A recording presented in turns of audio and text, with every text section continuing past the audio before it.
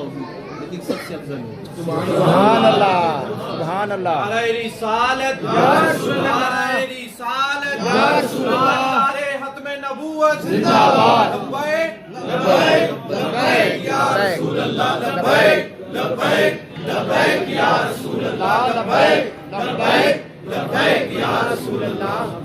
और मेरी इस बारगाह की निस्बत से ये भी दुआ है कि अल्लाह बाबा खादिम हुसैन रिजवी साहब को सुरखरू फरमाए और इस उम्मत को हदायत दे, उन्हें बाहर लाया जाए और असल जो दीन का काम है वो करवाए।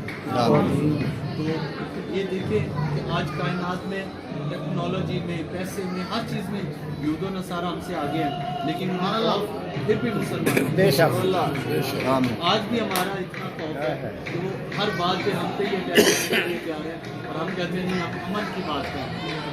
और ये मुसलमान वो कौम है जिसका गलबा क़यामत तक काफिरों पे जो है कायम रहेगा। क्योंकि हज़ूर की हदीस मुबारक है इस क़यामत के नज़दीक सबसे आखिरी जंग जो होगी वो ग़ज़वा-ए-हिंद होगी। हम तो तैयार हैं ग़ज़वा-ए-हिंद।